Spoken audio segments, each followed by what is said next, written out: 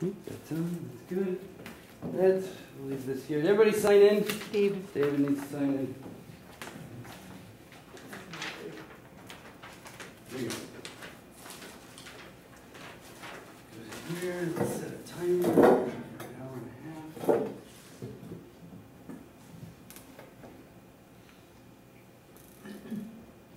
So James, do you get a microscope? Do I have one? This one, yeah. Yes, I do. What's the microscope you have?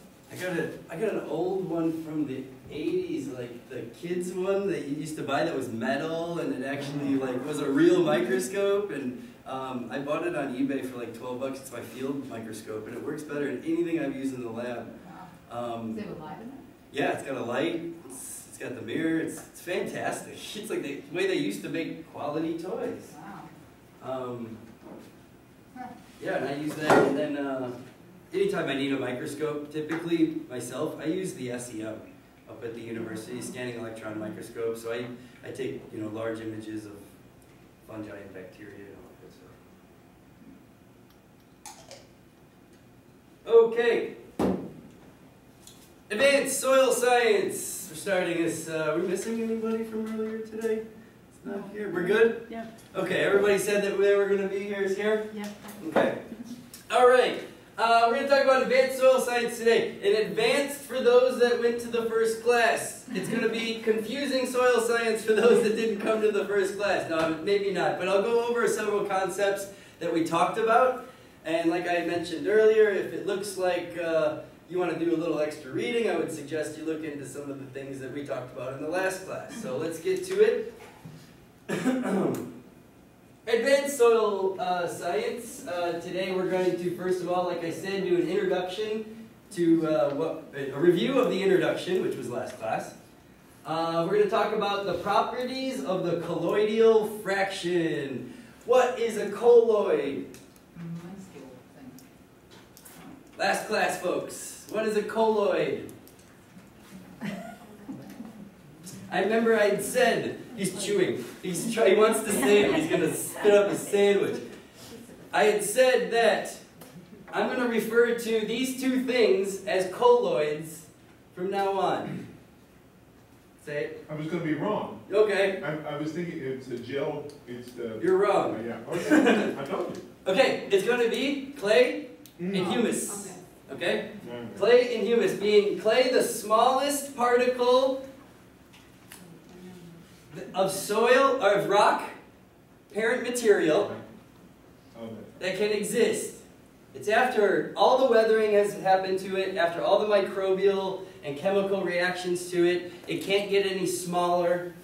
It's usually 0.002 or less millimeters across. Very, very, very small. And then we have the humus, which is going to be the end result of organic decomposition. After all the weathering, all the pounding and the chemical changes and the microbes having their way with it, it's chipped down to a very, very, very minuscule thing called humus, which is much smaller than a clay. Okay? So we're going to talk about the properties of those two things. Remember we talked a lot about what is the quality of a clay surface that I had mentioned for the folks that were here.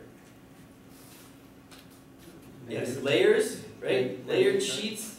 Negative charge. Negative charge. Oh, so good. How about how much area it has? Surface area. An incredible amount of surface area. Remember, 1 teaspoon of soil. If you stretch out all that surface area, it can be as big as an American football field. Okay? And then so we're going to talk about humus specifically, because last class I talked pretty heavily about clays. So today we're going to get into the humus side, and then we're going to talk about the importance of organic matter. Okay? Those who've never taken my class before know that I just keep talking, and I'll just keep going for the next 3.5 hours. We're probably going to go over today, so sorry. Feel free to leave at the end of the class if you need to. If you need to take a break, go ahead and get up. Bathrooms are right there. I'm going to keep talking, okay? Because we need to get through this. These material, okay? Hi. Could you do me one favor? Because you're the best. We don't have enough of these for the students, and they would like to take notes on there. How many more do we need? Raise your hand. We need 2 more. 3. Well, we have one there. But you don't need it? I don't need it. I got it all right here. Okay. And any forms going back to Debbie? Great. Okay. So if you need to take a break, feel free. Go ahead and do that. Water fountains right outside. Bathrooms are right outside here. And have fun in there. I'm just going to keep rolling on. Okay? No more evaluations too? Evaluations? Yeah. Oh, yes. Sorry. We need... How many more of these do we need, guys? 1, 2, 3. So 2 more. I also need one for this afternoon, because it was with my notebook. Oh, right. Can you give me another one and I'll change the name on it? Wait, I have, so we're gonna have to mail you the receipts, because we're gonna put it in our Monday. That's fine. Or you could do that. We're all squared away? Awesome. Okay, Guys carrying around checkbooks. Look at you. okay. Do you need the pen? Oh, no, don't. Thanks, So Debbie. 2 and 3. 2 and 3. We appreciate it. Thank you very much. So then we're going to get into the importance of organic matter. Here we go. Touching. Introduction of soils. Last class, we talked about several things. We talked about the functions of soil. What is it used for? What does it do? It holds plants, right? It's a media.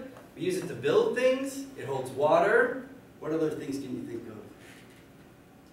Affects the atmosphere. Right. Atmospheric change, gas exchange, all that stuff, okay? It holds carbon. What's in it? Right? What is it? What is soil made out of, guys? Clay, You silt. say that word in my class, I'm gonna freak out. Parent material. We call it soil. Soil. Dirt is what's on your pants. Soil is magical. It's amazing. Okay, what's in soil? Sand, clay, silt. Okay, sand, clay, silt. That's the rock. Those are the rock particle size. So we have rocks, and you have humus, which is organic matter. Microbes, So you have microbes, which is going to be macros. Water and air. water and air. Correct. So, just to reiterate, water, air, soil organic matter, which is about 5%, right? Usually about 5%. Microbes are included in that soil organic matter. They're about 1% of that. 5%. Sorry, 1%. They're 1% of the total. So they're 1/5 of that 5%. And then we have rocks, right? And then we have organic matter. So broken down leaves, broken down rocks, a little bit of water, and some airspace. Soil organic matter. We talked about factors influencing soil formation. What are some of those factors? How is soil made? Right? Erosion. Erosion, weathering. So it's chemical or biological. Essentially, it's going to be microbes breaking it down enzymatically, physically by macroorganisms, or so it's chemically, right? And then biologically, yeah. And then weather. And then weathering is the abiotic factor, right? Weathering, rain, wind, temperature, breaking down rocks. Human activity. There. Moving on, classification. Remember we had the pedons. Sorry guys, I wore a pair of pants I haven't worn in a long time. And I'm just keep holding them up. I might lose them, so let me know if I lose them. Classification includes the pedons, which are large sections of soil where we get a profile. Profile has what in it? The horizon. Horizons. Horizons are the layers of soil. Of course, there's the organic layer up top, there's the layer of microbial activity, decomposition, and then we have layers of leaching, right? There's those areas where the clays leave and the nutrients leave. And then there's the area below that where the clays and aluminum oxides gather. And below that we have the broken parent material, and then we have parent material being just rock, right?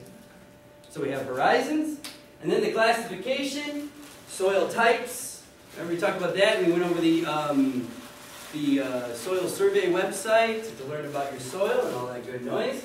And then we talked about soil physical properties. Their color, its color, remember its bulk density, how much water does it hold, right? So we talked about that as well.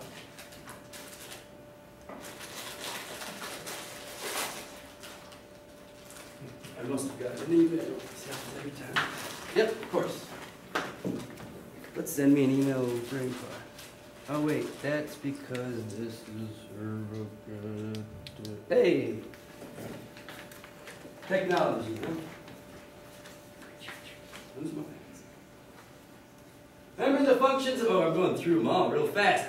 Functions of soil include all of these, I just talked about those.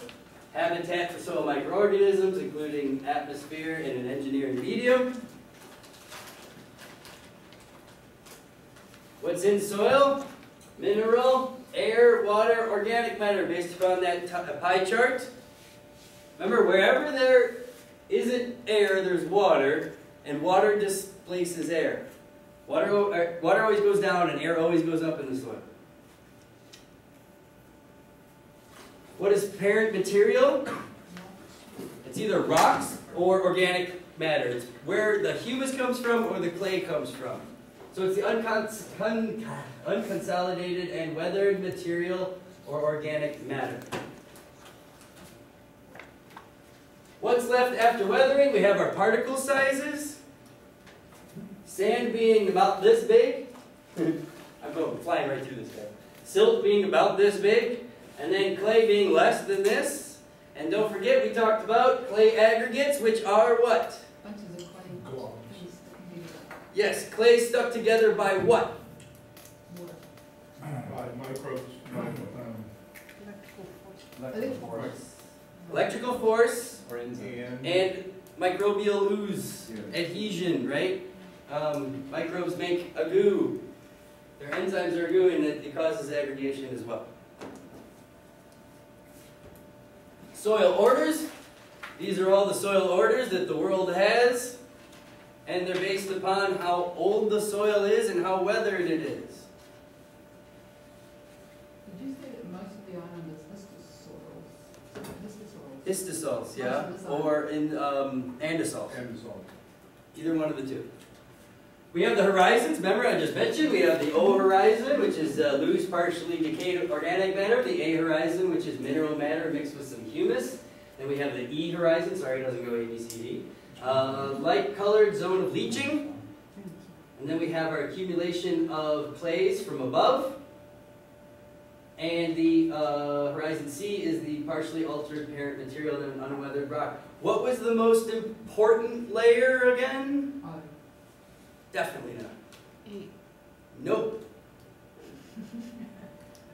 I said it near the end of class. the B horizon. Yes. This is the one that dictates what's going on all throughout it, because it's what's between the parent material. It's the collection of clays. There's a lot of minerals down here. Water gets trapped down here. There's not too many microbes down here. So this is when the mineralization and the nutrition, as far as tap roots from trees, that kind of thing. So this is really dictates what goes on in all the other layers. And remember that most soils don't, what? Have all of these, right? Most soils have 1, 2, or 3 of these. It's very rare to find that they have them all. Moving on. Physical properties of soil include color, texture, structure, its aggregation, how it sticks together, density. Remember density, bulk density versus particle density, bulk density, not including the airspace. The importance of pore space. And of course, I talked heavily about clays. I'm going to talk heavily about clays today. Maybe more next class. Do all soils have horizons? All soils have a B horizon, yes. No. No. It depends. It's hard to say that because you could say that this is a soil and the B horizon's probably gone because the foundation went in there. But if you're talking like out there in nature, yeah. You can't discount the soils beneath buildings, and I certainly don't do that. But out there in nature, typically you're going to have some zone above where the parent material is coming apart. You have a zone of clay accumulation. So clays being less than 0.002 millimeters, large surface area as we mentioned, I already talked about the spoonful. Significant water holding capacity, went over that. It is a colloid, I went over that already. Look at me, I'm flying right along. It has aggregates, which are caused by electrical charge of clay particles sticking together, because clay particles are primarily negative.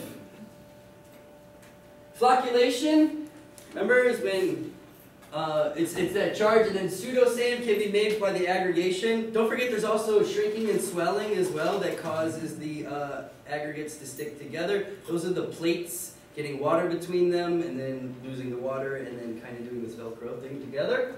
And then of course microorganisms inhabit the surface area of clays. It is a great place to multiply and do your thing. The water that's in here gets trapped in here. Plants can't even access it. It's in there. They use it, and the mineral's in there. Always has a negative charge. It's always 99% of the time. There's flakes or sheeting, like you see over here. Surface area being less than 1 nanometer across. Nice picture here. Convoluted areas, lots of pits and valleys. It locks in moisture, which is inaccessible to plants. Locks in chemicals and nutrients, which are available to plants, provided another nutrient comes along and knocks it out. We kind of barely touched on that last class.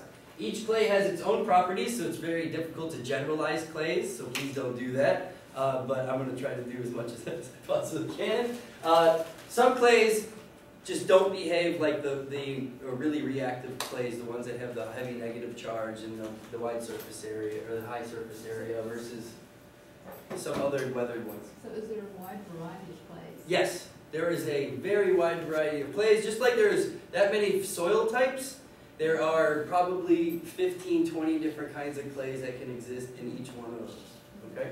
Is that because of apparent material differences? Apparent material differences, temperature, weathering, the way that, I mean, if you bring a water table into it, completely changes the dynamic of the clays that are down there in the V horizon. If it gets a water table half the year, it's a different way. So many different factors. And it's difficult to generalize, as I mentioned. Okay, let's get into today's lecture. Look, I breezed right through last class. Wow, that was 4 hours and 10 minutes. It's right there real fast. Moving on. Properties of the colloidal fraction. Here we go. I've been talking for 5 hours today, guys. We got here is a nice example of sheeting, right, of clays. So this is a different kind of clay than you saw in the first two pictures.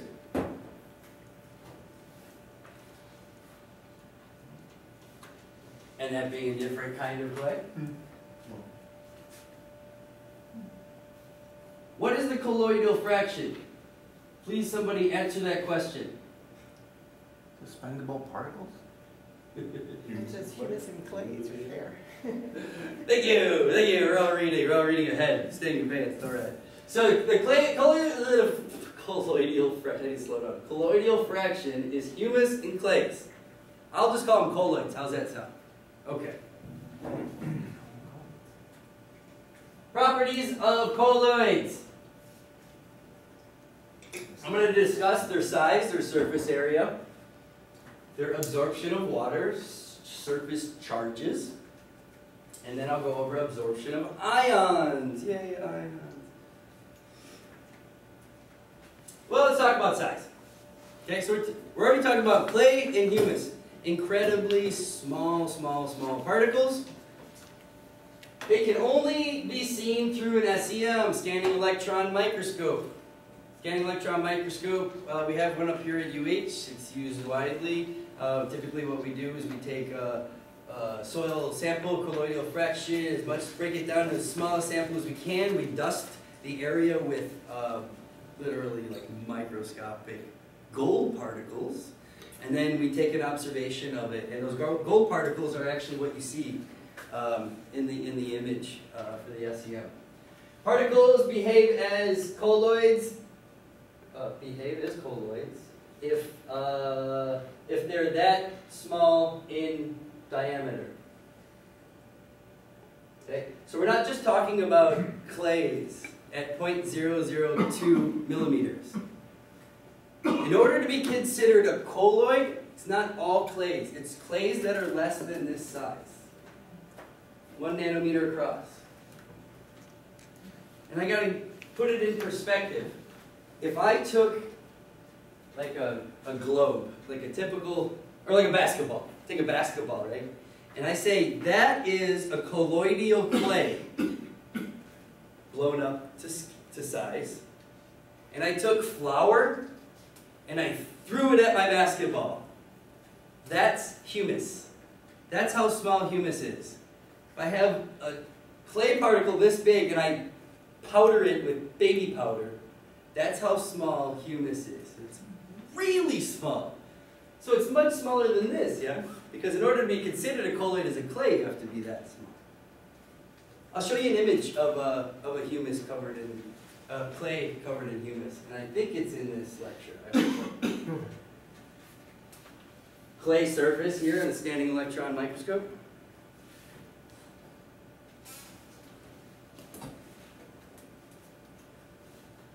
Well, we just referred to its size. So in order to be considered a colloid and have the colloidal tag to it, it has to be really small, at least 1 nanometer across.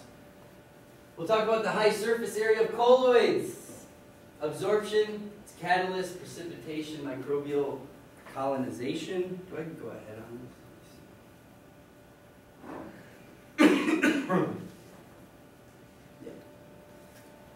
Microbial colonization, internal and external, 10 meters per gram to 800 meters per gram.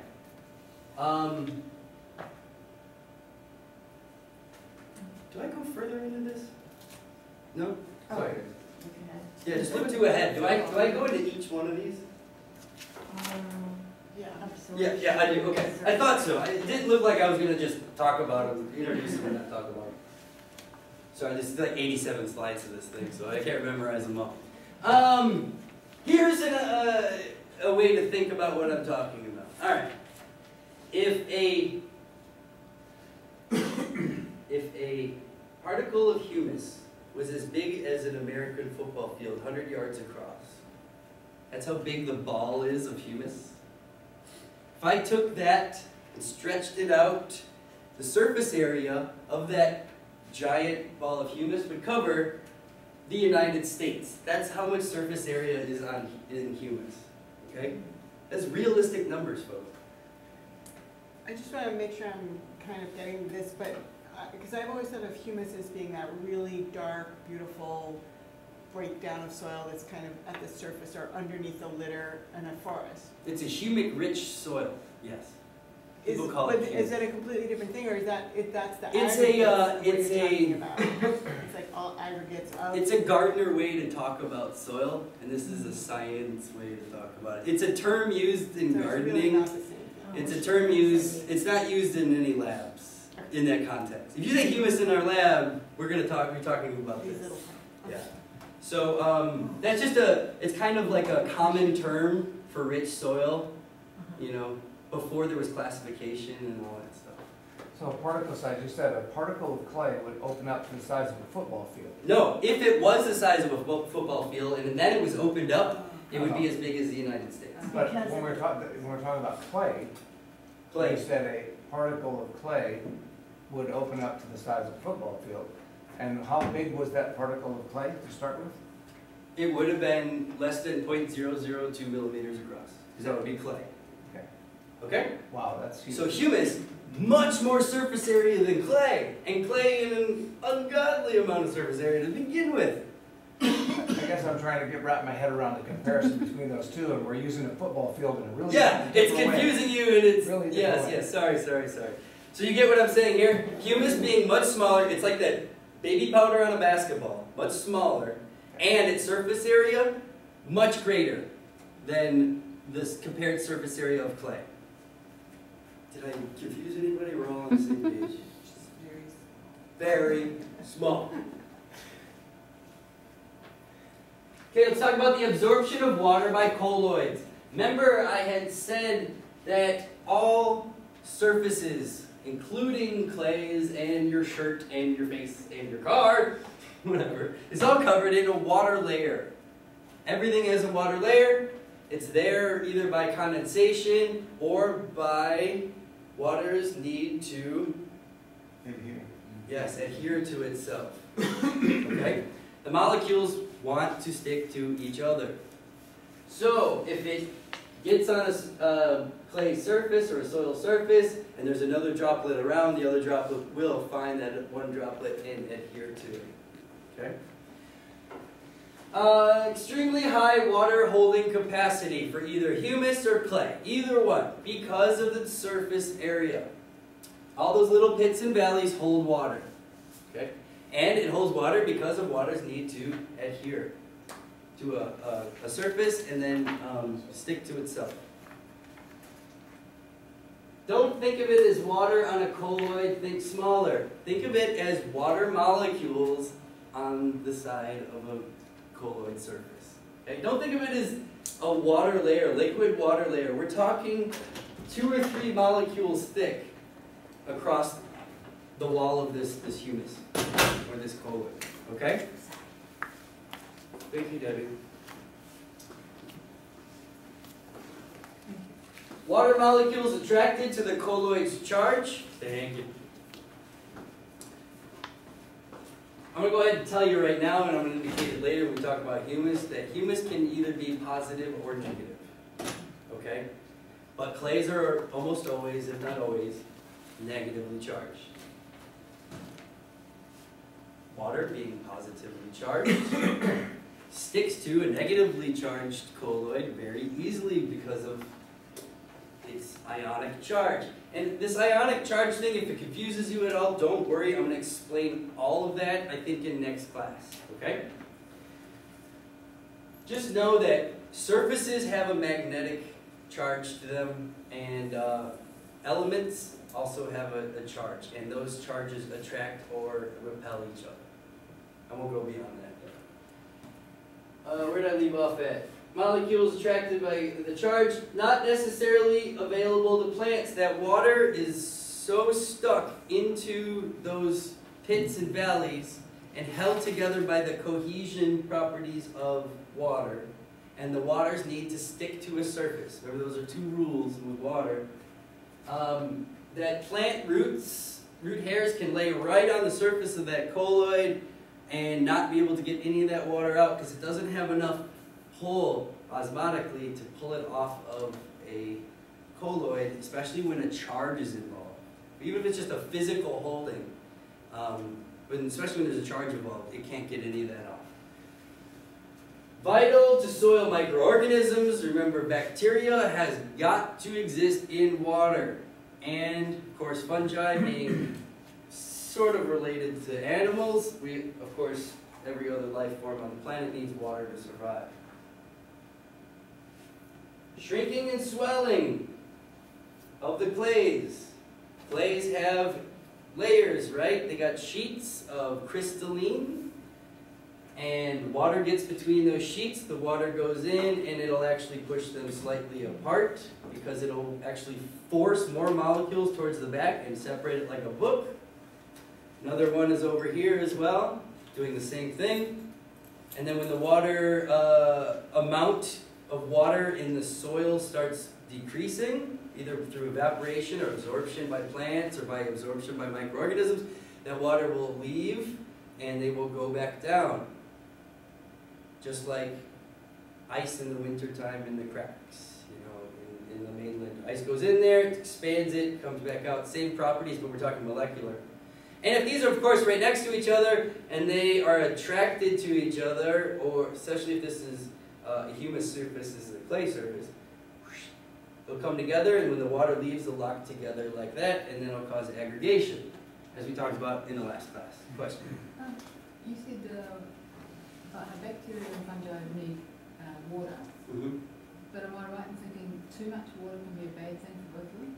They need a certain amount of water, but Start thinking molecularly at this point. okay. Yeah, we got to come down to it's just a matter of molecules. All the water that's outside of the holding ability of the colloid is a different universe. Okay? Thanks. We're still only stuck here. I'll keep you in the right place, okay? Shrinking and swelling. All surface charges of colloids. Internal and external surfaces carry strong positive or negative charges. So the inside, don't think of it as an inside, right? Because it's not like the planet Earth where there's like a core to it and then it's just a sphere. There's pits and valleys and all the way. The areas that are on the inside of those tunnels that go through it are the same, have the same level of charge as the outside. Okay, so they have just as much influence because water gets in there, nutrients get in there, and it has the same influence in the soil chemistry as the outside of the colloid. Okay, does that make sense? Most colloids carry a negative charge. Most, meaning all clays and some humus. Okay? Mineral clays and acid soils carry a positive charge. That's my other 99%. So, mineral clays and acid soils, super acid soils, 3.5 to 4. Mineral clays, in those can carry a positive charge. That is because of pH. And we'll get into that on the next class. Can be dependent on soil pH. Okie dokie.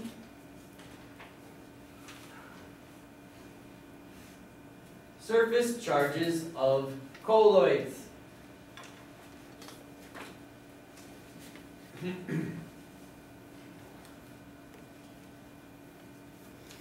We'll get to the picture. The amount and origin of surface charges differs greatly among different colloids. Okay? Some clays have a much stronger charge than others. Some humus has a much stronger charge than others. They're not all the same. Depending, okay. We all understand that elements and molecules have a charge. I just mentioned that. Just know that they do, and I'll explain that later. But if it has a positive charge, and it's a clay particle being 99.9% of the time negative, what's going to happen to a positive when it meets a negative?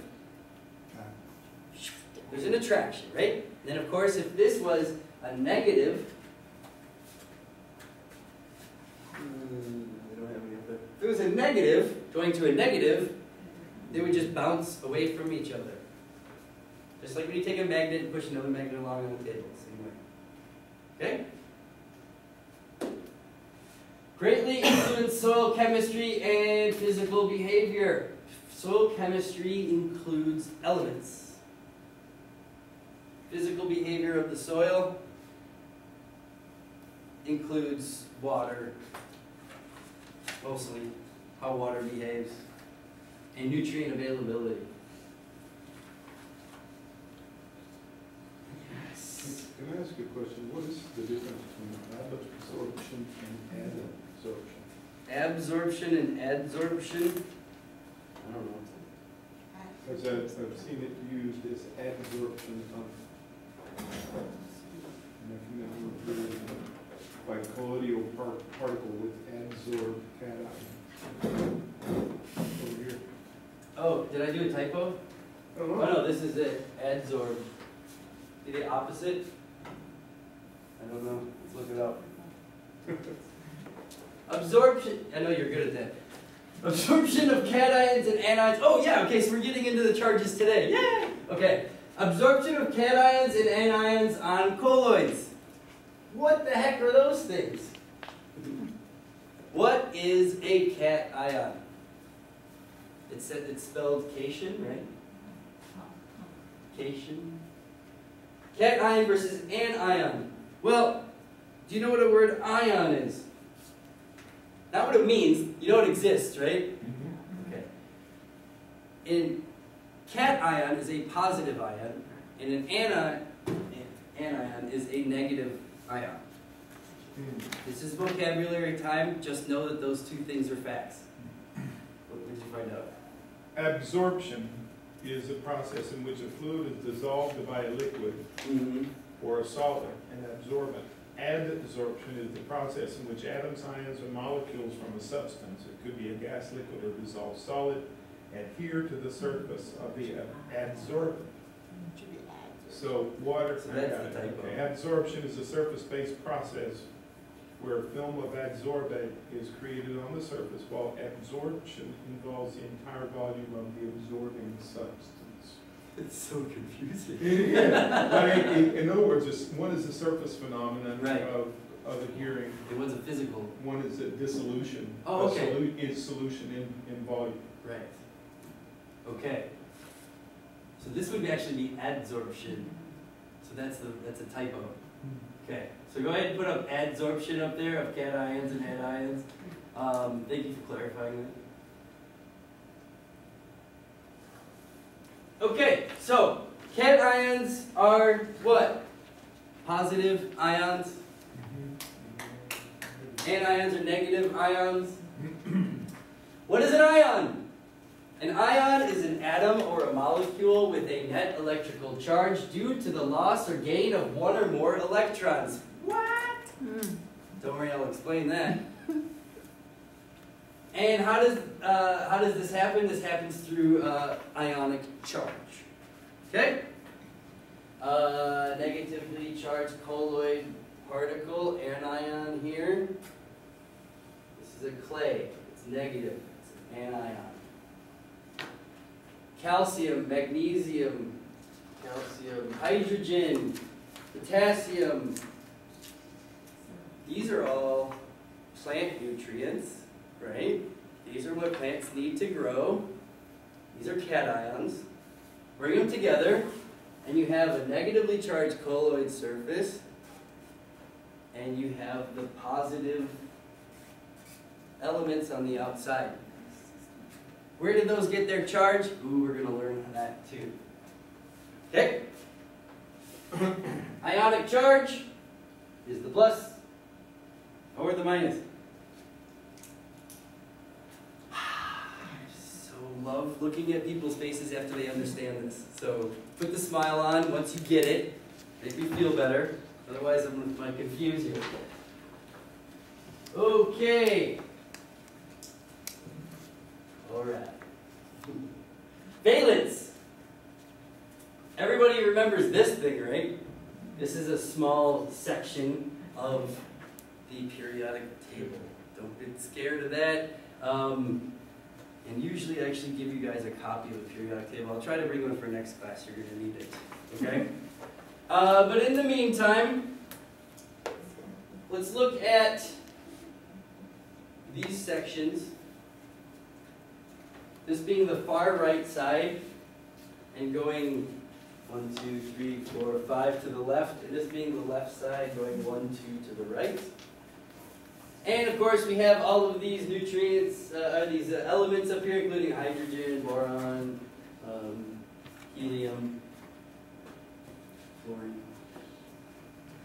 And each one has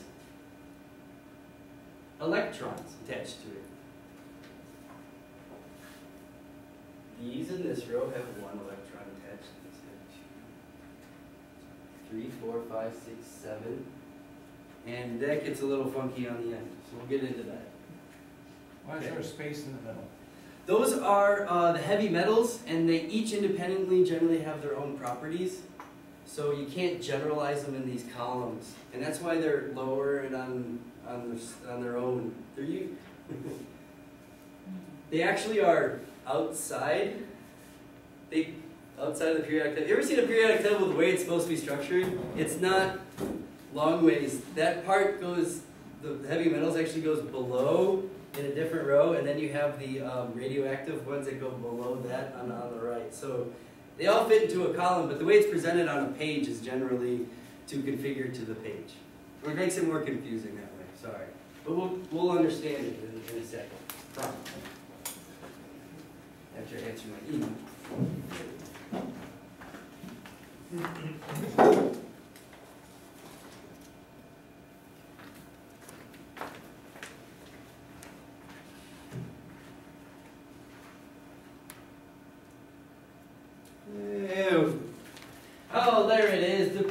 periodic table.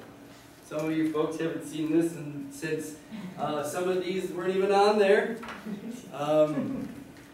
They recently just put another one on there at 117. So like this one only goes up to 102 and we just got a 117. Actually we're at 119.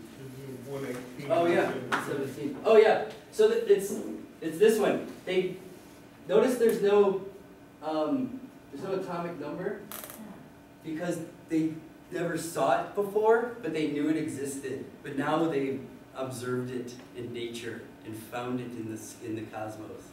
And so they did that because it gives off a different light. And so they found that color light somewhere up there. And so now we can you can put the weight and all that stuff there and identify it. But let's start learning again about the periodic table. What exactly does that mean? Okay. Here's an example of one of the elements. Each element has an atomic number. Everybody remember hearing about that? Right? The atomic number is usually up on the left corner. Atomic number is equal to the number of protons in the atom.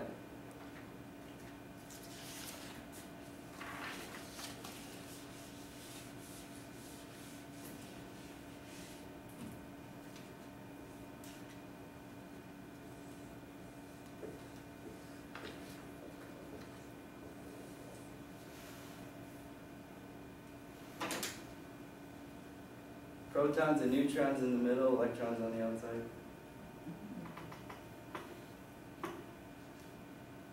The atomic number being the number of protons that are in the center of the atom.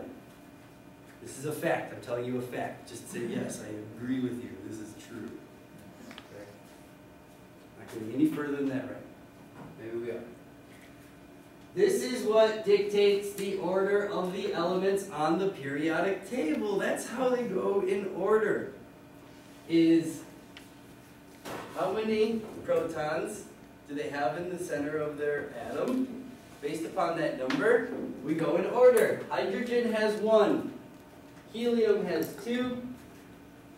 Lithium has 3. Beryllium has 4. Boron has 5. Carbon has 6. Nitrogen has 7. Oxygen has 8. Moving on all the way down to 117. This one doesn't have 118 on it. Okay? That's to answer your question if you had that question. Why are they put in this order? And that is because it is the number of protons in the molecule. Okay. But why are they arranged the way they are? Why are they put in these rows? I'll answer that. It's because of valence. All right, valence is the number of valence bonds a given atom can form within other atoms. What the heck does that mean? Valence is the number of valence bonds a given atom can form. How many connections can an atom make with another atom? Not another atom, but other atoms. How many other atoms can it bond with?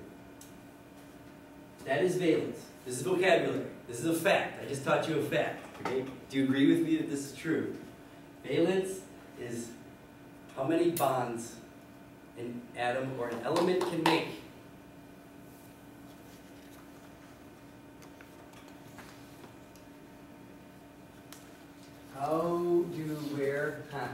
How do we know how many bonds an element can make?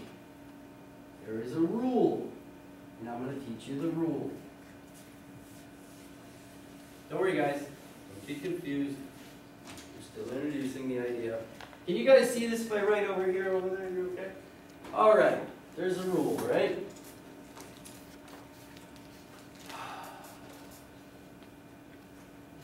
Do I get into the rules? Here we go.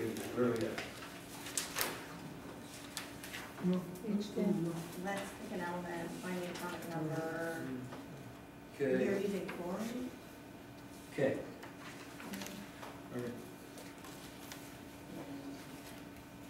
I'll get into the rules, but we're going to learn the rules with an example. It's apparently how it works. But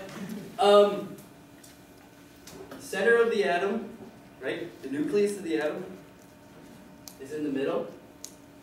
There are rings of energy around each nucleus. There can be an infinite number of rings,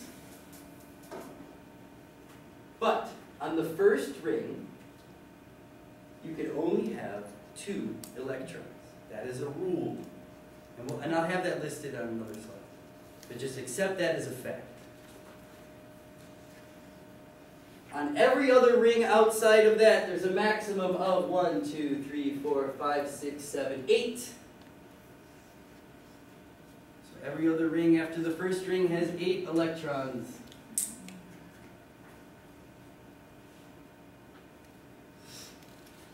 If I fill up all 8, and sodium being 11, I have 2 that have to go in the middle. I have 8 that go on the outside, and then I have 1 on the outside here.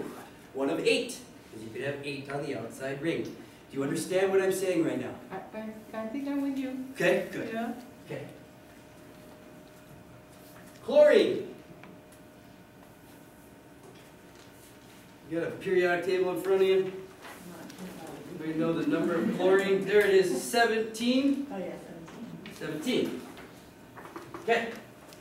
Chlorine, 2 on the outside ring of the nucleus. It's a rule, can't have more than that. 1, 2, and then 3, 4, 5, 6, 7, 8, 9, 10, 11, 12, 13, 14, 15, 16, 17. Total, right? Atomic number. You take the atomic number, you follow the rule. You only put 2 on the inside. You put 8 on the next one. And then you fill up as close to 8 as you can on the outside. Sodium has an extra electron on the outside. There's an open slot right here to make 8 on this ring. This one goes to this one. We created an ionic bond. Okay? Who's confused? Honestly, raise your hand. So is that the same as a valence bond? Yes, sort of. We'll get to that. But that's what makes a stable molecule. Yes, it makes a stable molecule. You're confused a little bit? Because it's sharing that molecule, Yes. that electron? Yes. It's sharing it. They're both using it. And it's funny, it's not actually sharing it, bouncing back and forth at the speed of light. Both of them think that they have the electron, if they have brains. They think they have it. And the orbits are three-dimensional, they're not a... They're 3-dimensional, right? Okay. But actually, we can get into the quantum physics side and say that the particles disappear constantly and reappear, and where do they go? To another dimension. String theory, folks. It's truth. There's truth in that stuff. Anyway, I'm just a biologist. What do I know? But anyway, I do know that that electron bounces back and forth, and then all of a sudden, these two are in a romantic relationship together. They cannot break apart because they have this shared bond. Okay. Let's pick another element. Fluorine. Atomic number? 9. This is real easy. If only somebody explained this to you this way in high school, right? You guys all be biologists right now. Going back, one quick question. You had, what were the 2 elements? It was sodium, Na, and Cl, chlorine. Okay, the Cl was okay by itself. It had Yeah. extra space. Actually, it's not okay by itself. It's sitting there with an electron spinning on the outside, just looking for a host. So how long is that chlorine going to sit there by itself? Right away, something else is going to have a slot open. And whatever's close that has a slot open, they come together. Got that? Yeah. So it's still the same molecule. Yep. So they don't sort of want to have any openings in their outer... They want to balance because they're part of nature. Everything in nature needs to be in balance. So if there is you know, 7 spots open on the outside, and, oh God, I'm getting confused. We'll get to that. Hold on, let's go through the fluorine first. Okay, so this means that fluorine has 9 protons. This also means it has 9 electrons. Why is that? This is a rule. In addition to the rule I told you about the 2 on the outside and the 8 on the outside. Oh, sorry, 2 on the inside and the 8 on the outside. The rule is all atoms have the same number of protons as they do electrons. That is a fact. I'm speaking facts all day. So, if I look at the atomic number on an element is 9, and it tells me that fluorine has 9 protons, that also means it has 9 electrons, which are the ones we're actually counting in this ring thing. We're not counting the protons, we're counting the electrons. Protons are on the middle, electrons are on the outside. But it's a fact that there is the same amount until we start talking about more advanced chemistry, which I don't even get to in this class. But for the meantime, we have 1, 2, 3, 4, 5, 6, 7, 8, right? So there's, whoa. I missed it. I was blocking it with my body. 2 on the inside ring, 1, 2, 3, 4, 5, 6, 7 on the outside, just like the chlorine. Has an open spot on the outside ring. Okay? These are facts. I only deal with facts. Speculation. A little bit of speculation. Atomic rules. Here's your rules, guys. I should have given this to you before, but here it is. The number of protons is equal to the number of electrons. Didn't I just say that? I did. The number of inner orbital ring, which is the ring, is called an orbital ring. The inner orbital ring can only have a maximum of 2 electrons. You guys are already experts on this. We know this rule already. Right? Every other orbital ring has a maximum of 8 electrons. We already know this. James already taught us that. 2 electrons at each compass point going clockwise. It makes it easier to organize yourself. Okay? So see how it's all spread out like this?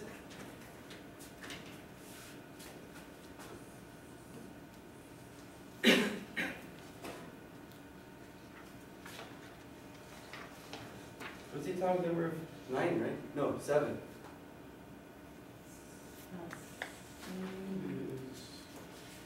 Yeah, because it needed 1. No, it had. No, it's 11. It had. Okay. So 2 on the inner ring, and then that leaves 8 on the second ring. 8 on the second ring, And 1 free. and 1 third ring. Mhm. Well, typically how... Sorry. Give me a thing. Sorry, guys. So I don't want to give you wrong facts here.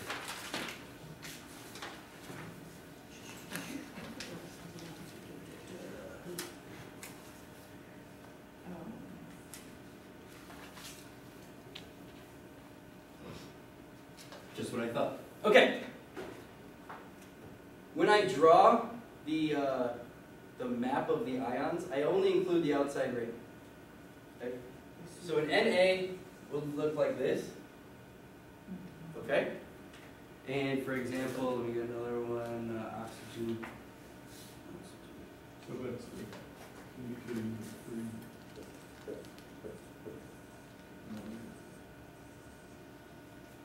Two valence electrons has 2 spots open. Okay? Something can go here and something can go here. For oxygen. What was it for? 2 hydrogen atoms. When I draw Yeah, the valence of an element, I'll draw the element name. Sorry, this is an O. yeah, Okay? This is oxygen. okay. This is a symbol for oxygen. If I draw Na, I draw the outside ring.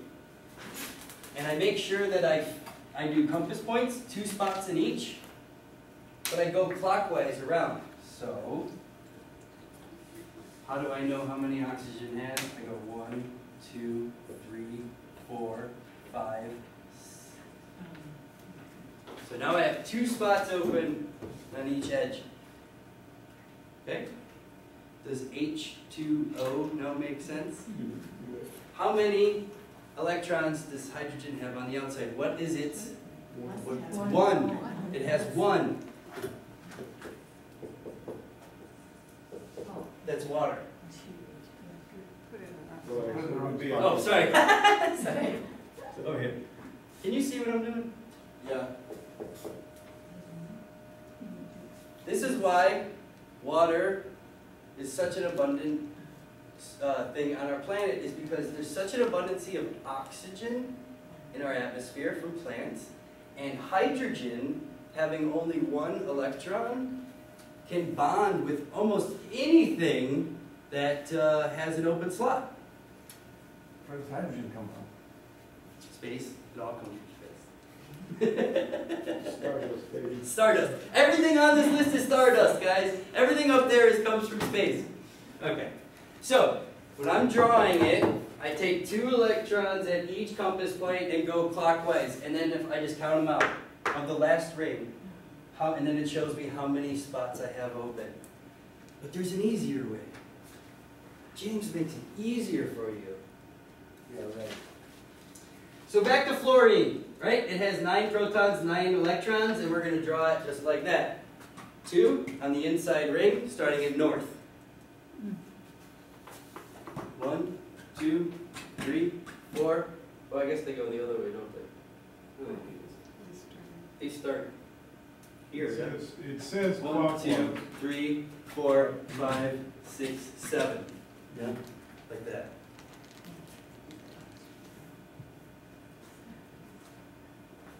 One spot open, right, for an electron. Fluorine has 7 valence electrons. Its valence is 7. That means it has 7 electrons on the outside wheel. But its atomic number is 9. Atomic number is 9. It has a valence number of 7. You guys are learning soil science. Look at you. Okay. Everybody understand that? This is a fact. I didn't make this up. I'll let you know when I make things up. We're going to do it again real quick. Let's look at calcium. 20. 20 protons. How many electrons? 20. Always. Same number. Not always. Okay. 1, 2 in the center. 1, 2, 3, 4, 5, 6, 7, 8 on the inside orbital ring. So it's 2, if it's 8 is 10, 11, 12, 13, 14, 15, 16, 17. Right? Oh, 18. I missed one here, right? Bottom. No, bottom. Yeah, there you go. 18. I'm too close to it. And then the 2 on the outside leaves 6 open spots, right? Before I go to the next slide, what's the valence of calcium? 2. Good job. 2. Next question is yours, okay? Calcium has 2 valence electrons. This is a fact. Oh, isn't there an easier way, James, to sit there and do this and this and this every time I look at an element? Of course there is. Let's look at the periodic table. Here's your map for valence. And I'm so sorry I don't have a periodic table in front of you. You guys should have that. But, looks kind of familiar, right? You got the long 2 towers on this side, and then you have the variable valence in the middle. Like I said, those are the heavy metals. They all each have their own weird properties. And we're going to continue 3, 4, 5, 6, 7, 8. Going across the periodic table. Let's look at it. All right. So So the group potassium phosphorus has the valence of what? Phosphorus being the letter P. It has a valence of... 5. Everything in that row has a valence, the same valence. To help answer your question, why is it organized like that? I don't know, that wasn't your question, but your question was about these. So the valence, we can tell the valence charge of each one, but just by looking at the periodic table. Look at how much smarter we got. Yeah. She's on it!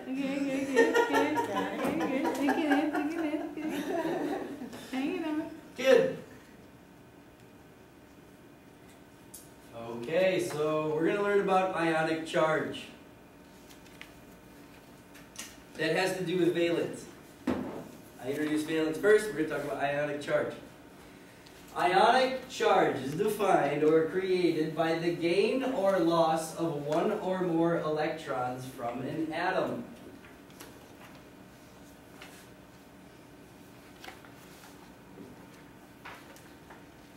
Na has a valence of 1, right? Chlorine has a valence of 7. Sodium goes with chlorine, bonds together, makes sodium chloride. And then, what happens is, the sodium pulls away, its outermost electron remains with the chlorine atom, and the positive Na ion forward, it's now attracted to be Cl ion because of opposite charges. What? I'll explain that. But right now, just know that those will come together, and that elements are arranged into categories. Here are our categories. We have alkaline metals, we have other metals, we have transition metals, we have octanoids and nonmetals and halogens and noble gases.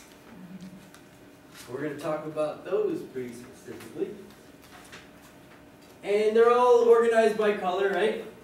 Alkaline metals here, alkaline metals, or alkene metals here, alkaline metals here, and then of course we have the nonmetals here, the metalloids here, we have the halogens here, and we have the noble gases here. Almost all periodic tables kind of have like a, or at least good ones, have like a label on there, or at least a color difference so you can distinguish the difference. Okay?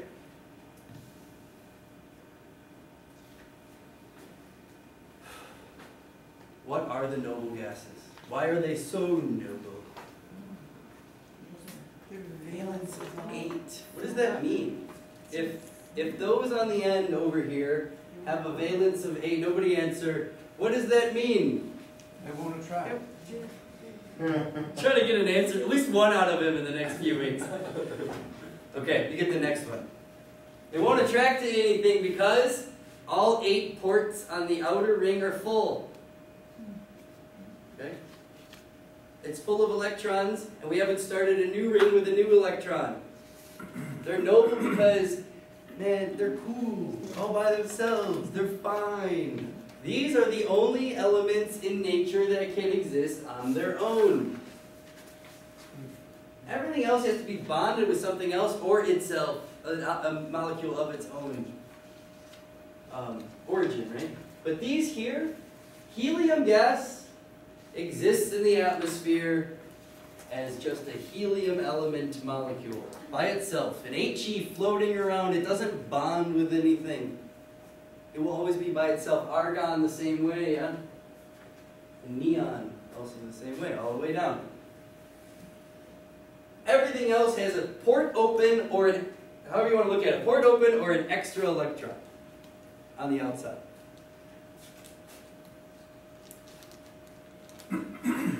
Example of argon, let's count them off. 2 on the inside, 8 on the inner ring, 8 on the outer ring. What is the atomic number of argon? 18. 2 on the inside, 8 on the middle, makes it 10, 18, 8 on the outside. You're on? Yeah, I'm on. Okay. I want to see how much tape I got left here. If I get this over.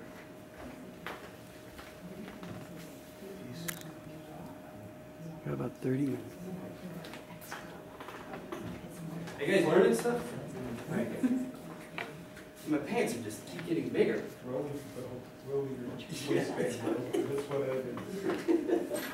Remember the rules, only 8 per the outer orbital ring. That actually worked. All right, let's do some shimmy. So that means there aren't any valence electrons. You guys already came to this conclusion, but I'm just reiterating. So these elements do not bond with other elements.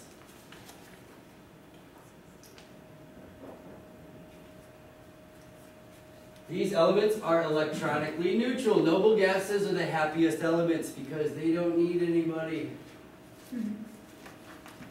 This one, neon only has an inner ring. 2 of them.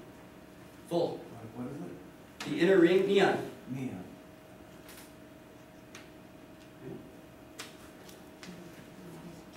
And he laughs. He.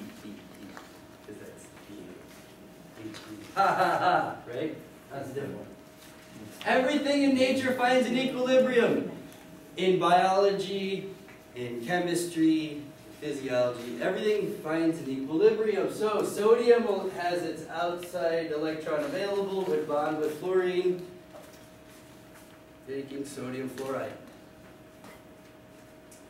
Okay, well, how do we figure out what the charge is of all of our elements?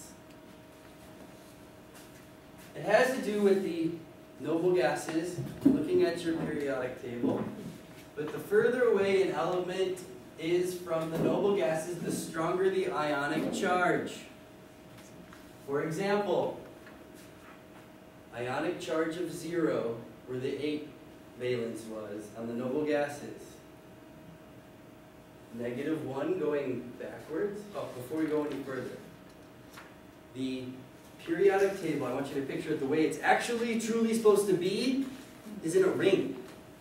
Okay? It's like a map, like a world map. It actually comes around and meets to the other side.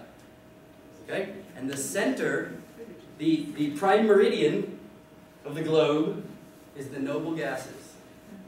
Okay? I think I'm going to trip just to wake them up. I lost them. I point it out if you guys pass out, sorry. That's just the way I am. It's funny. I bored you to death, for God's sake. Here we go. -1 here. And then going to the left, -2, -3, and -4. We'll talk about that one in a second. But as this edge meets this edge, this is going to the right. This is +1, +2, skipping over the metals. +3, +4. Right? 4 is going to be as far away that you can get from the noble gases. That means the strongest charge anything can have is either a +4 or a -4.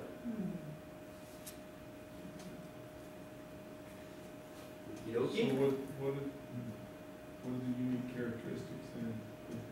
Well, we'll get to Are they shared? I mean, we'll get to that. And really the only important one, if we're talking about plants, carbon. Oh, carbon, yeah, so. Calcium. Why is hydrogen both +1 and a -1? It has 1 valence electron, and it bounces to the other side, back and forth.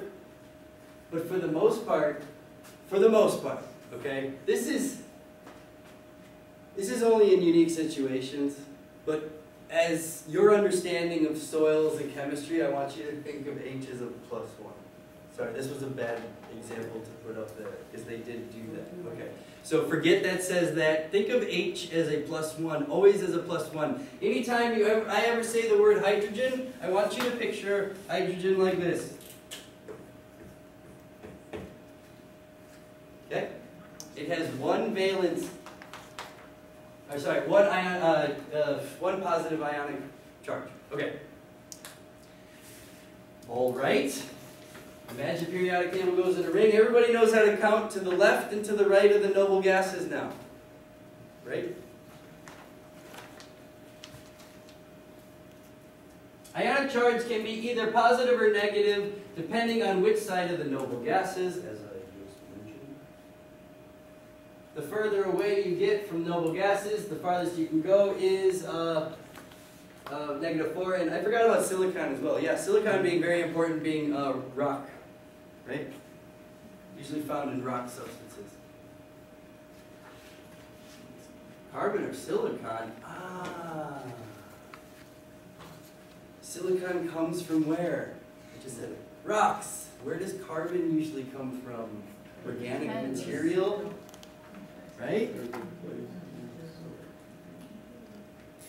So, depending on the parent material, it's charged one way or the other. And this one being rock, the smallest form of silicon is going to be a silicon clay. What charge is it? Negative. That means, what is that? Positive. Carbon is always a +4. Silicon is always a -4. Okie doke. See, I'm already ahead of you. I wrote this weeks ago.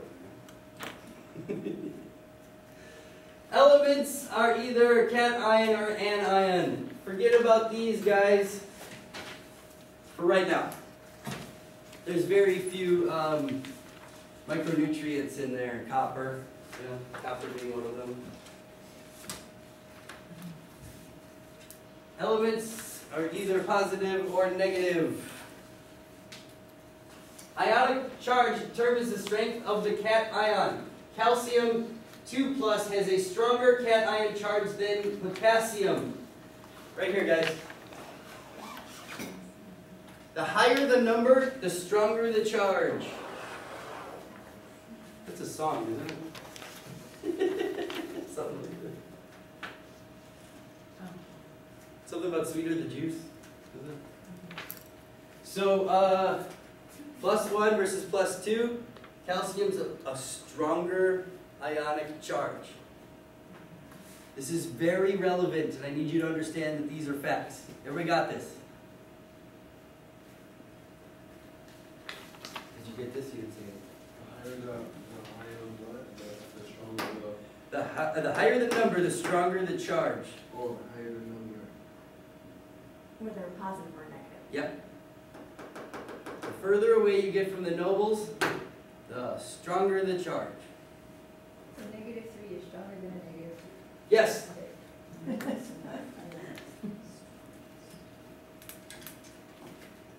Wow, you guys are learning. Ionic charge determines the strength of an ion. Let's again look at nitrogen being a -3. Stronger ion charge than sulfur. So sulfur would be attractive in nitrogen. No. Because they're both negatively Oh, that's charged. right. Okay, but in the case of a higher number of positive or negative charge, yeah. all right. It depends on its valence if Yeah. they attach, right? Yeah. Attaching is different than charge. Cool. We're good? Is silicon SI Yes, here. and carbon's obviously 2. What about the others on that line? Not relevant to plants. No. And actually, not all that present in soil. Okie doke. Yeah. Let's take 5 minutes. I got to fill up water. 5 minutes, guys. We're back here, and before that goes to 6:05. Did you learn anything? How are you doing?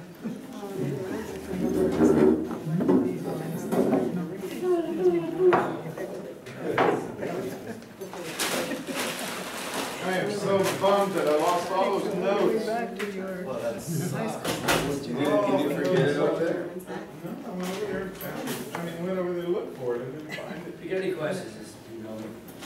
Okay, yeah, I mean, I took all, I had really good notes on making the, I mean, I think I know what to do with it. Yeah. Good thing you watched instead of took notes. Yeah.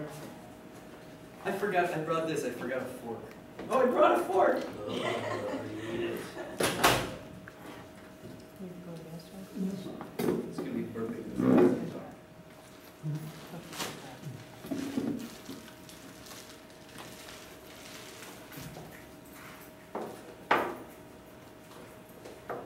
Are we going to be spending the rest of the evening on chemistry? Probably the next 5 classes. He's a PhD in organic chemistry. Oh, who is? Oh, really? That's why he fell asleep. God. But that being the most influential thing in plant dynamics and soil, that's where it's at. What's related to plants? I don't know if he has it. Oh, no, yeah, our next neighbor. Patrick Niemeyer is your next door neighbor. Yeah, he What a is. nice gentleman. That guy's a sweetheart. He is, he's really nice. Mm-hmm. Yeah, he's our neighbor, so. Here, thank you. Shall I give it to you?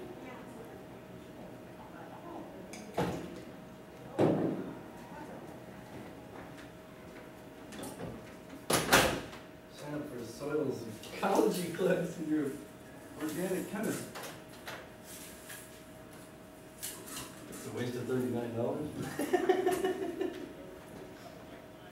So we're gonna talk about solar integration. Yes. Okay, I have a question for you then. You want to? I would wait till we get there. No, I don't want, related to what I'm doing, because I was at the farm today, and I was replanting, planting some plants that were really not so healthy, so they didn't have a really good root system. So I was leaving only the top root, which is the freshest, the newest root, and the healthiest root. And so I've always, my standard procedure is leave all the, you have healthy roots, a lot of healthy roots, and always going to be 3 roots in the transplant. If I only have only 1 root, it's not a lot of that. So I leave the 3 leaves together, take off a leaf. It can only take in so much You water. leave them. The photosynthesis Yeah. is more important. Yes. It's the energy source. And I think it's Yes. going to dry up because it's not going to be able to take water. So then You guys got the plan? But still, You want to go down? Yeah, you need to have not only that, but the gas Allowing you know it? availability for the gas to keep the tree, and it can't without leaves okay, thank for the you. plant. So you need to have at least 3 leaves where the stomata are open, and you Yeah, have I that. see you somewhere. Yeah, it was Rachel. Even 1 is enough, but I would leave as many as possible. Unless it was just, were you the class last week? Yeah, I was. Oh, well, Yeah. there's that. Yeah. Oh, you came in towards the end, so you didn't hear it, like, you went around and introduced. No, I was trying to find the place last week. I just.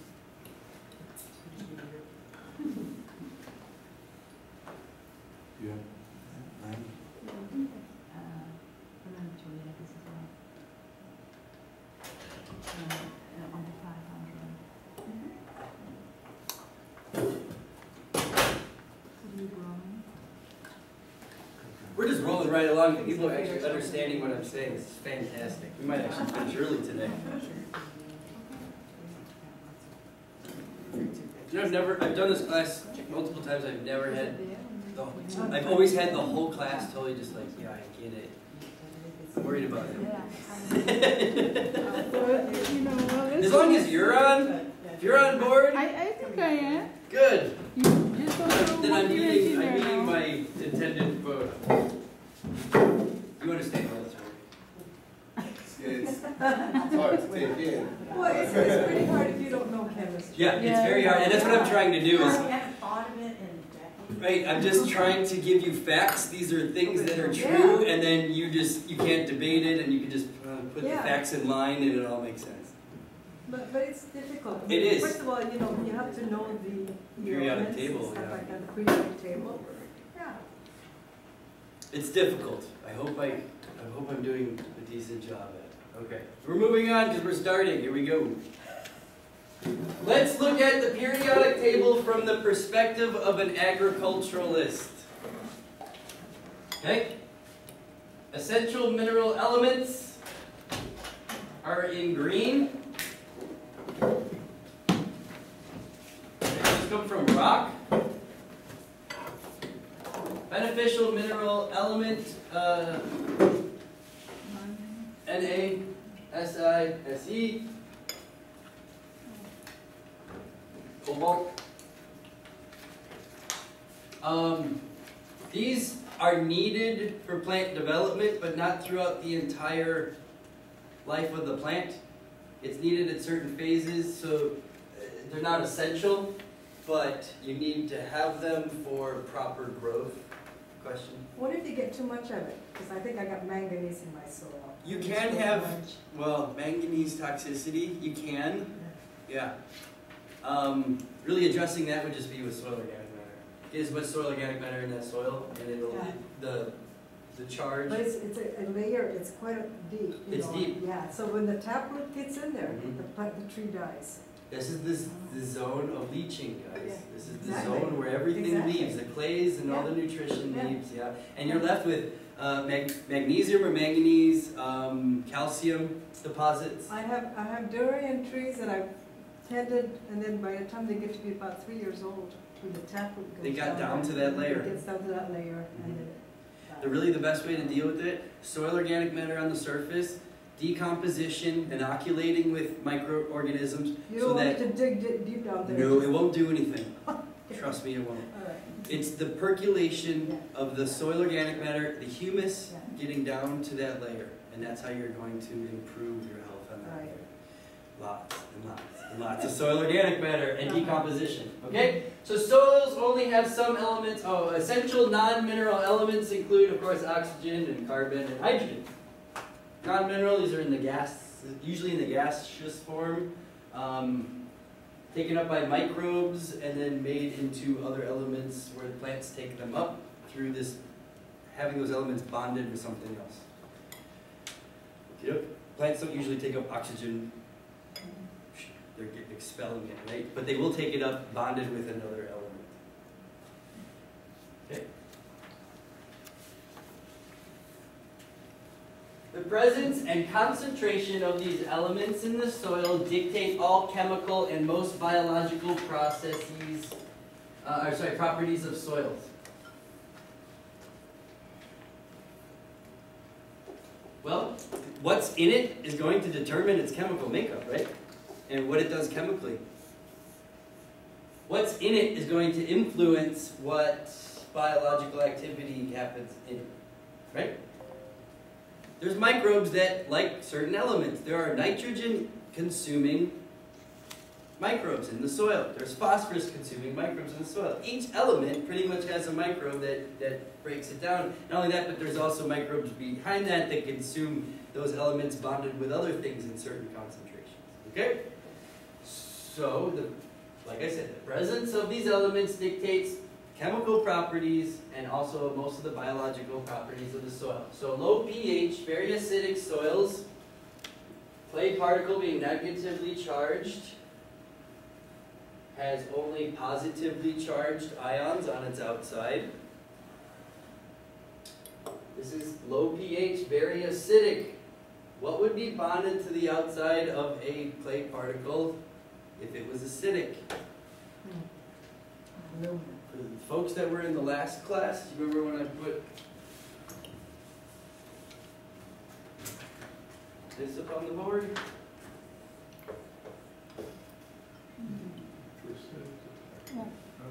Yeah, so hydrogen would be bonded in large quantities to the outside of a clay particle. That would mean that it has a high amount of hydrogen, and so the pH would be at a very acidic, it's not really percent, but it's a lower level, right? And then of course you have aluminum on here as well, as heavily bonded to these. Why does aluminum usually take the spot on a clay surface? Plus, 1, 2, 3. It has a very strong charge. Remember we looked at those plant elements? Not very many of them were a 3. Not very many of them is a 12. Of course, there's the 2 that are a 4. So, other than those 2, silicon and carbon, really that's it. And then the next strongest ones are all the 3s. Aluminum and hydrogen heavily bond to clay surfaces. Both of them do. Because of its atomic weight and the fact that it's valence 1, it can come and go on a clay surface, and it does. This hydrogen on the clay surface doesn't just stay there. it swaps places with other hydrogens all day long. But either way, that spot is taken up. Unless an aluminum comes along, and then it takes up 3 spots. It'll kick off 3 hydrogens and take up 3 charged areas of the colloid. Okay? Very toxic to plants, aluminum. So, if you have soils that have high levels of hydrogen and aluminum bonded to them, how are you going to fix that problem? Adding water with lime, either calcium carbonate, magnesium carbonate. What happens there? Boosts some hydrogen. The calcium being plus 2 plus, stronger charge than the hydrogens. Right? Kicks all those hydrogens off. What happens to the hydrogens? They go into this to the water solution on the outside of that, right? And so now you have calcium bonded where all the hydrogens are, or most of the hydrogens were, right? Depending on how much oxygen is floating around in the soil, could turn into water with the loss of hydrogen molecules. Okay. And also carbon dioxide and aluminum hydroxide as a result. But I just need you to understand what's going on here. Hydrogen has a valence charge of +1. A stronger charge comes in and knocks it off. Actually knocks 2 of them off. Because that H plus is at 1 spot, and that calcium will take up 2 spots with its 2 plus. And that neutralizes the aluminum? It doesn't do anything to aluminum. Because aluminum is 3 plus. Yeah. So it wouldn't have any effect on the aluminum. But it mitigates the Hydrogen. toxicity of the aluminum? Nope. No? It does nothing to the aluminum. So pH is a function of how many hydrogen? Yes, we'll talk about that, I think, in the next class. It just seems confusing that a lot of hydrogens is considered a low Right, pH. right, When right, its percentage is It's not, high. it's not percent hydrogen. What does pH mean? What does pH mean? Look it up, look it up, look it up. It's not percent hydrogen, it's like proportion hydrogen or something like that. But it's still, Yeah, it's confusing. it's something reversed. It's reversed, yeah. Okay. So high levels of hydrogen would be a low pH number. I don't want to get too technical in it, but I'll get into it when we talk about pH. Okay? There's enough in one day, right? Okay, so things get kicked off. Now back to colloids. Here we go. The right? Adsorption of cations and anions. What is an ion, right? We now know what ionic charge is. We're just doing a little review here, right? We know these things as facts. We know why this works, right? We know that clay surfaces are negatively charged. We know that these have a positive charge, and we know why. Okay? Where do clays get their charge from? Isomorphic substitution. Oh, Lord. I'm turning on a fan for this one. Okay. All right. Isomorphic substitution. Okay, we're going to deal in some facts here, folks. Fact number 1. Talking about clays right now. Only clays right now, right? What do you think about clays? Clays are made of tetrahedral and octahedral sheets. We already know they're made of sheets. We already went through that, right? What is octahedral and tetrahedral sheets? Well, silicon being the parent material, right? The rock parent material. This ion is sitting here like this, and it's surrounded by 4 oxygen molecules. Atoms. This is all one molecule. Okay? This is just one molecule put together. Now, the sheet is made up of these tetrahedral configurations linked together horizontally along a gradient, right? Along this way. They're linked together. You have the silicon in the middle, and you have the tetrahedral sheets, or tetrahedral configuration of the molecule. And one is just attached to the next one, and they start, they're sharing these oxygen molecules, or these oxygen elements. Did those get hooked together as heat and parent material? These got hooked together through the loss of all the other elements that were in the parent material, that they've all been consumed or eaten away, and the only thing that's left over is the silicon molecule. No microbes want to get near it. So remember, after weathering happens, weathering will break down rock, and then at some point microbes take over the finishing role. They finish it off to the point where if there's silicon and something else bonded to it, they'll eat the whatever's bonded to it, and then they leave the silicon alone. There's no nutrition there, there's no microbes that generally break it down. So that's what's left over. Because of its valence, it will attract, it has spots for 4 oxygen molecules, which are not going to be consumed by the microorganisms either. And left with the sharing of the side element, or the atom. Sharing to the next one, yeah? Silicon bonded between, there's 1, 1, 2, 3. 1, 1, 2, 3. So think of this on its side, looking upwards. That's how it's laid. But you can just take my word for it, in fact, in that all clays are made up of these tetrahedral or octahedral sheets. So usually it's in the octahedral sheeting. It depends on its parent material. Where did it come from? I gotta switch out the memory card.